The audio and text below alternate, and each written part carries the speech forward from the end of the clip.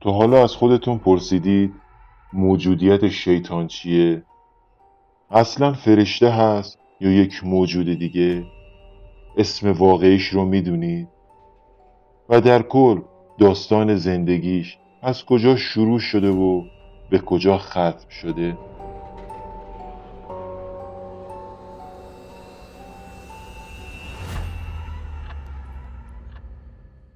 سلام و درود فراوان بر شما دوستان و مخاطبان گرامی.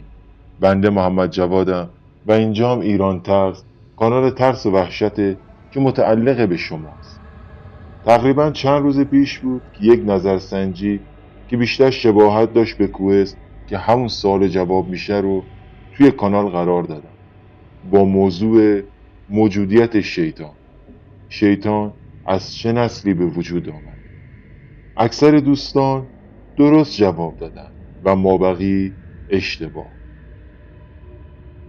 به امروزم با یک ویدیوی دیگه و متفاوت در خصوص شیطان در خدمتتون هستم. لطفا لایک و ساب رو هم فراموش نکنید و نظراتتون رو هم حتما برامون کامنت کنید و آماده دیدن این ویدیو و شنیدن داستان زندگی شیطان باشید. پس با ما همراه باشید تا جزئیاتی رو در خصوص شیطان که تا حالا هیچ جا نشنیده اید و ندیده اید رو با شما به اشتراک بذارید.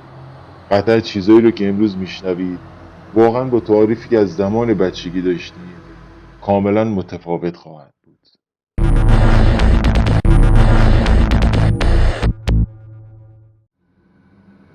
همانطور که انسان از گل آفریده شده، فرشتگان از نور و جنیان هم از آتش و در کل شیطان هم از جنیان است و از آتش بدون دود آفریده شده.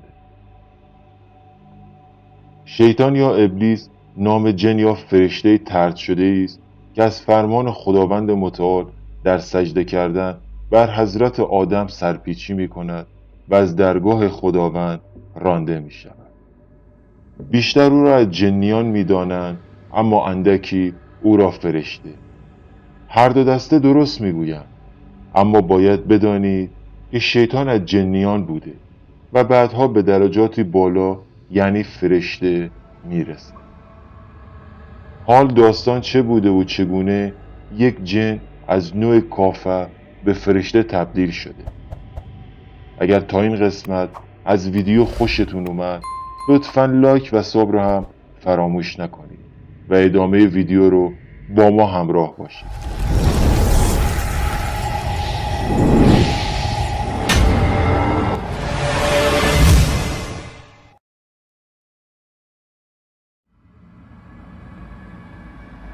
قبلا چندین ویدیو در خصوص جن و تعاریف و انواعشون رو توی کانال قرار دادیم و اگر هنوز ندیدید برای درک بهتر از جن و شیطان بعد از دیدن این ویدیو اونها رو هم ببینید. اما تعریفی کوتاه از جن را در این ویدیو برایتان بیان می‌کنم. جن از نظر ادیان بالاتر از حیوانات و پایینتر از انسان جای دارد. در فرهنگ عرب نام جن را به خودش گرفته و در فرهنگ انگلیسی یا لاتین به نام دیمن یا جین هم شناخته میشه، ولی در فرهنگ فارسی متفاوت بوده و به جن، دیو، پری و همچنان اهریمن و شیطان هم گفته میشه که بیشتر از لغات جن و پری استفاده میشه و به دو صورت آشکار و پنهان زندگی میکنه. جن در لغت به معنی موجودی پنهان و غیر قابل دیدنه که در مشتقاتش به استتار و پنهان دلالت دارد و در کل لقب نامرئی را به خودش گرفته. جن به معنای شیء مستور می باشد، یعنی شیء نامرئی و پوشیده شده و غیر قابل رؤیت. کلمه جن در اصل به معنی چیزی است که از حس انسان پوشیده باشد. این نسل از آتش بدون دود خیلی قبلتر از آفریده شدن حضرت آدم بر روی زمین زندگی می کردن. حال که با تعریف جن آشنا شدید داستان شیطان را هم با هم شروع کنیم. در اصل زمانی که هنوز نسلی از بشر به وجود نیامده بود و خداوند متعال حضرت آدم را هم نیافریده بود و فقط فرشتگان بودند که در آسمان ها مشغول عبادت حق تعالی بودند. در آن زمان خداوند نسلی از آتش بدون دود که همان جنیان بودند رو آفرید. این جنیان نیز بدون دانش از آفریده شدنشان مشغول زندگی و زاد و ولد بودند و در طی سالها تعدادشان به اندازه‌ای رسید که شمارشان از هیچ انسانی بر نمی‌آید و همانند انسانها دارای قبایل و طوایفی جداگانه بودند و همانطور که در قرآن آمده که ما انسانها جدی به نام حضرت آدم داشتیم، جنیان هم جدی به نام جان یا جعن داشتند که اولین جنی است که آفریده شده. این جنیان پی در پی به دنبال شر، جنگ و برتری بر هم بودند که اونها رو بیشتر به سمت کفر گرایش میداد و همین امر باعث گمراهیشون میشه و از اون طرف هم که نمیدونستن خداوند رو چگونه باید سجده و پرستش کنند و خداوند برای بیرون آوردن جنیان از گمراهی فرشتگان خودش رو نزد جنیان فرستاد و فرشتگان هم جنیان را دعوت به پرستش خدای بزرگ و متعال کردند و فقط تعداد اندکی با فرشتگان همراه شدند و راه خداپرستی رو پیشه کردند. در این بین جنی به نام تانوس و فرزندش هم قبول دعوت کردند، اما بیشتر جنیان به هیچ یک از دعوتهای خداوند پاسخی مثبت ندادند و خداوند هم لشکری عظیم از فرشتگان خود را برای نابود کردن قبایل گمراه شده جنیان به زمین فرستاد. این دعوت کردنها از سوی خداوند و نابودسازی قبایل گمراه شده به 4 دوره طول کشید و هر بار یکی از جنیان به پیامبری برگزیده میشد تا قبایل گمراه شده را به خداوند نزدیک کند و راه خداپرستی را به آنها بیاموزد. در این بین زمانی که آخرین دوره به پایان رسیده بود و فرشتگان جنیان گمراه شده را نابود کرده بودند و همینطور تعدادشون رو هم به اسارت گرفته بودند، جن جوانی که از قبیله خود جدا شده بود رو به اسارت در می‌آورد. این جن در بین فرشتگان زندگی میکنه و عبادت و پرستش خداوند رو از فرشتگان یاد میگیره. نام این جن حارسه، به معنای حرس که بعدها به ابلیس شناخته شد. ابلیس همانند فرشتگان زندگی کرد و خداوند رو مورد پرستش قرار داد و سالهای طولانی او را عبادت و اطاعت نمود. ابلیس آنقدر در بین خداوند عزیز شده بود که اجازه عروج به آسمان را از نزد خداوند دریافت کرده بود و طی چندین سال طبقات آسمان ها را پشت سر هم بالاتر می رفت. حال ابلیس که از طایفه جنیان بود به درجه بالا، یعنی یکی از فرشتگان محبوب خداوند شده بود و فرشتگان را به دور خود جمع می کرد و به آنها از دانش خودش می آمد. ابلیس آنقدر در بین فرشتگان و خداوند مورد محبوبیت قرار گرفته بود که حتی پای او نیز به بهشتم باز شده بود. ابلیس در عرش منبری عظیم از جنس یاقوت داشت و هرگاه بر روی آن می نشست تعدادی فرشتگان در کنار او حضور پیدا می کردند تا به صحبتهای او گوش دهند. ابلیس آنقدر به درگاه خداوند سجده و عبادت کرد که خداوند نام او را به عزازیل یعنی عزیز شده تغییر داد و این نام بهشتی ابلیس بود. عزازیل اختیار بهشت و آسمان و همینطور زمین رو از نزد خداوند دریافت کرده بود و هر موقع اراده می کرد می توانست جای خود را تغییر دهد و از آسمان ها به بهشت بره و از بهشت به زمین بره.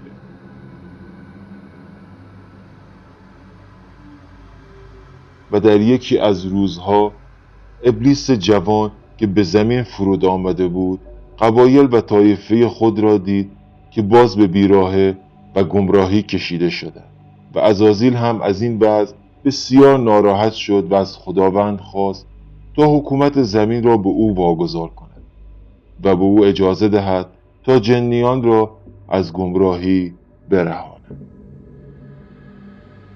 و خداوند نیز درخواست او را اجابت نمود و عزازیل را با تعدادی از فرشتگان تحت امر خود به زمین فرستاد و عزازیل هم شروع به شناساندن خدای بزرگ به جنیان کرد و آنها را دعوت به پرستش و عبادت نمود، اما برخلاف میل عزازیل خوب پیش نرفت و او نیز مجبور شد چند هزار سال دیگر رو با گفتن حقیقت آفرینش و نحوه عبادت بر روی زمین سپری کند و باز هم جنیان به صحبتهای او گوش نمی‌دادند.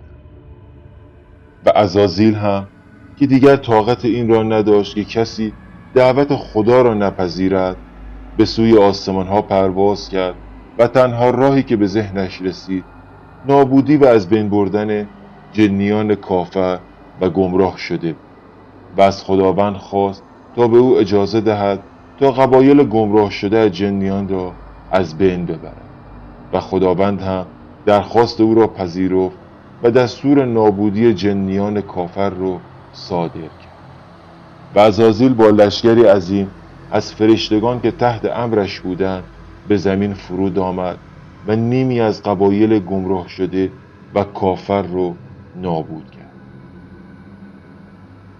و این جنگ هم باعث شد تا جنیان از هم جدا شوند و هر کدامشان در گوشه ای از جهان پنهان شوند و اینجا خداوند حکومت زمین را به عزازیل واگذار کرد تا بتواند نسل خود را از گمراهی خارج کند و با خدای متعال آشنا سازد و اینجا بود که عزازیل که نام دیگر ابلیس بود از حکومت خود بر جهان مغرور شد و خود را بالاترین موجود با دانشی بسیار زیاد می‌دانست و این امر باعث کم شدن محبوبیت و معصومیتش در بین فرشتگان شد. عزازیل چندین هزار سال خداوند متعال را اطاعت و عبادت نمود تا زمانی که قرار بر آن رسید که خداوند نسل جدیدی را بیافریند و منظور از این آفرینش همان حضرت آدم بود که بعدها فرزندانش نسل بشر را به وجود آوردند و به اشرف مخلوقات نامیده شدند. در بین فرشتگان حرف و حدیث هایی به پا شد و فرشتگان از خداوند پرسیدند که چرا شما باز می‌خواهید نسلی را به وجود آورید که همانند جنیان دنبال شر و گمراهی باشند و خداوند فرمود نسلی که قرار است آفریده شود با تمامی مخلوقات متفاوت خواهد بود و سپس به فرشتگان دستور داد تا مقداری خاک را از روی زمین بیاورند و بعد از آن خاک گل درست کرد و حضرت آدم را از آن گل آفرید. حضرت آدم به مدت 40 روز با بدنی بیجان در عرش بود و عزازیل به سراغ حضرت آدم میرفت و او را مینگرید و از پیکر بیجان حضرت آدم سوال میکرد تو چه داری که از من بالاتر باشی؟ من برترین آفریده خداوند هستم و از همه فرشتگانش بالاترم و سپس از دهانش وارد میشد و باز از دهانش خارج میشد و باز به او میگفت اگر بخواهم میتوانم تو را همینجا نابود کنم. بعد از گذشت 40 روز خداوند از روح خودش در بدن حضرت آدم دمید و او نیز زنده شد و به تمامی فرشتگان دستور داد تا بر حضرت آدم سجده کنند. تمامی فرشتگان بیچون چرا بر حضرت آدم سجده کردند، اما در آن زمان فقط یک فرشته بود که بر حضرت آدم سجده نکرد و این فرشته همان ابلیس بود که می گفت من از این نسل بالاتر و داناترم. چرا باید به موجودی که از گل آفریده شده سجده کنم؟ من از آتش به وجود آمدم و او در مقابل من چیزی نیست.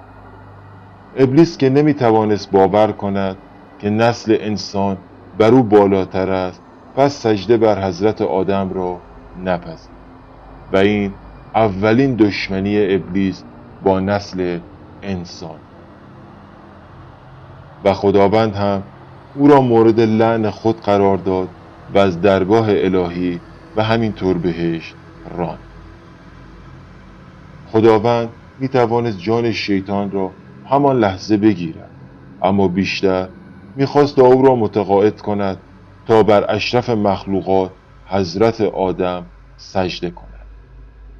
و ابلیس هم درخواست کرد تا به پاس تمام عبادات و اطاعت‌هایی که انجام داده تا روز قیامت او را زنده نگه دارد و اعلام کرد که تا زمانی که زنده هست تمامی تلاش خود را برای گمراهی حضرت آدم و تمام فرزندانش به کار گیرد.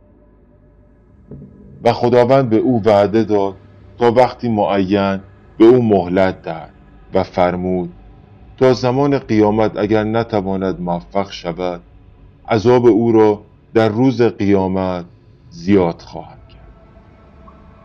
و بعد از آن خداوند نام عزازیل را به ابلیس تغییر و او را از رحمت خودش محروم کرد. ابلیس دیگر اجازه ورود به آسمان ها و بهشت را نداشت و تنها در زمین حکومت میکرد. بعد از آفریده شدن حضرت آدم و حوا، خداوند آنها را در بهشت جای داد و ابلیس هم کار خودش را شروع کرد و به صورت مار درآمد تا آنها را متقاعد کند تا از میوه ممنوعه بخورند و موفق شد تا آنها را از بهشت براند. هرچند خداوند باز آدم و حوا را به بهشت برگرداند، اما دیگر مثل قبل نبودن و طول عمرشان بسیار کوتاه‌تر شد. ابلیس یا شیطان بعد از سالیانی طولانی به فکر توبه و پرستش خداوند میافته و به حضرت موسی روی میآورد، اما با ظاهر و چهره ای از انسان. و حضرت موسی از خداوند تقاضا میکند تا توبه او را بپذیرد و مورد عنایت خود قرار دهد. و خداوند متعال چنین فرمود که اگر بر قبر حضرت آدم سجده کند، توبه او را میپذیرم و اجازه ورود او را به عرش و آسمان ها صادر میکنم. و ابلیس در جواب گفت من زمانی که حضرت آدم زنده بود بر او سجده نکردم، حال بر مزارش سجده کنم؟ ابلیس شخصیتی مشترک در همه کتاب‌های آسمانی است. از آنجا که از دیرباز اعتقاد به وجود شیطان و نیروهای شرور در ادیان‌های مختلف وجود داشته، در متون مقدس ادیان و مذاهب پیشین از ابلیس ماهیت گستره کوشش و راه‌های مقابله با او، جایگاه و فرجام وی سخن بسیار گفته شده. در قرآن و احادیث اسلامی نیز نکات فراوانی درباره ماهیت، علت خلقت، سرنوشت، تمرد از سجده بر حضرت آدم و سایر مباحث که مرتبط با ابلیس هست نقل شد. در سفر پیدایش عامل فریب حضرت آدم و حوا و حبوط آنان از بهشت مار معرفی شده. در کتاب مقدس ابلیس مترادف با شیطان و فرشته چاه بی انتها دانسته شده که به زبان عبری او را ابدون و به یونانی اپولیون یا اپولیون به معنای نابود کننده میخوانند. برابر برخی روایات نام اصلی ابلیس حارس بوده که به دلیل عبادت طولانی او را عزازیل یعنی عزیز خدا خطاب میکردند. احتمالاً این جملات را از بچگی زیاد شنیدید. شیطان مرا گول زد یا شیطان مجبورم کرد و جملاتی دیگر. باید بگویم شیطان مستقیم نمیتواند کسی را وادار به انجام کاری کند یا او را از انجام کاری باز دارد. شیطان فقط میتواند انسان را وسوسه کند و این گمراهی که از انسان باز می شود گناهش به گردن خود انسان می باشد، نه شیطان. در کل آخرت شیطان و همراهانش دوزخ می باشد. حال که به اینجا رسیدیم بد نیست داستان شیطان و عابدی به نام برسیسا را برایتان روایت کنم. در بنی اسرائیل عابدی بود به نام برسیسا که مدت درازی از عمر خود را به عبادت و بندگی گذرانده بود و کار او به جایی رسیده بود که می توانست مریضها و دیوانگان را با دعای خود بهبود و شفا بخشد. که اتفاقا دختری از خانواده بزرگ دیوانه شده بود و برادرانش او را به نزد همان عابد آوردند و خواهر خود را در محل عبادت عابد گذاشتند و خود نیز برگشتند تا شاید بر اثر دعای او خوب شود. شیطان نیز از این فرصت استفاده می کند و پیوسته برسیسا را وسوسه و جمال و زیبایی زن را در مقابل وی جلوه می دهد تا اینکه بالاخره عابد نتوانست خود را حفظ کند و با آن زن زنا می کند. زن نیز از عابد آبستن می شود. برسیسا بر اثر وسوسه های شیطان از ترس آنکه مبادا رسوا شود آن دخترک دیوانه را می کشد و دفن می کند. شیطان هم بعد از این پیش آمد به نزد یکی از برادران دختر می رود و داستان عابد را مفصلا شرح می دهد و محل دفن خواهرشان را به او نشان می دهد. و وقتی برادرها از این پیش آمد ناگوار اطلاع پیدا می کنند به این نتیجه می رسند که مردم شهر نیز باید با خبر شوند و آنقدر این خبر پخش می شود که به گوش سلطان شهر می رسد. سلطان با عده‌ای نزد عابد می رود و از جریان جویا می شود و برسیسا که چاره‌ای جز اعتراف نداشت به تمامی کردار خود اقرار می کند و سلطان نیز دستور اعدام وی را صادر می کند. همین که او را بالای چوبه دار می برند شیطان به صورت مردی به نزدش می آید و می گوید آن کسی که تو را به این ورطه انداخت من بودم. اینک اگر می خواهی نجات پیدا کنی باید اطاعت مرا بنمایی. عابد می پرسد چه کار باید انجام دهم و شیطان می گوید یک مرتبه مرا سجده کن و باز عابد سوال می کند در این حال که من بر بالای دار می باشم چگونه تو را سجده کنم و شیطان می گوید من با یک اشاره نیز از سوی تو قناعت می کنم. سپس عابد فقط با سر اشاره به سجده می کند و در آخرین لحظات زندگی نسبت به پروردگار خود کافر می شود و پس از چند دقیقه زندگیش خاتمه می یابد و این گونه روایت می شود کار آنها همچون شیطان است که به انسان گفت کافر شو تا مشکلات تو را حل کنم، اما هنگامی که کافر شد گفت من از تو بیزارم و از خداوندی که پروردگار عالمیان است بیم دارم. در ادیان و مذهب‌های مقدس شیطان دارای فرزندان بیشماری است که وظیفهشان گمراه سازی از مسیر حق و راستی و وسوسه کردن انسان می باشد. در بیشتر روایات و منابع دینی و مذهبی تعداد فرزندان شیطان به 20 نفر ذکر شد که بعداً در ویدیوی جداگانه به آنها خواهیم پرداخت و در نهایت نظر به اینکه از ابلیس جز شرارت بر نمیخیزد از شما سوالی دارم که چرا خداوند با شناختی که از ابلیس داشت او را آفرید و علاوه بر آن مهلت‌خواهی او را پس از رانده شدن پذیرفت تا بشر را به گمراهی برساند. امیدوارم که این ویدیو باعث رضایت و خوشنودی شما قرار گرفته باشه. منتظر جوابهای شما هستم. لطفاً نظراتتون رو در مورد ویدیو و روایت من در قسمت کامنت ها کامنت کنید و اگر دوست داشتین تا ماجرای حضرت آدم و شیطان را بشنوید در زیر همین ویدیو اعلام کنید. در قسمت های بعد به ماجرای جنگ بین خدای متعال و شیطان بیشتر خواهیم پرداخت.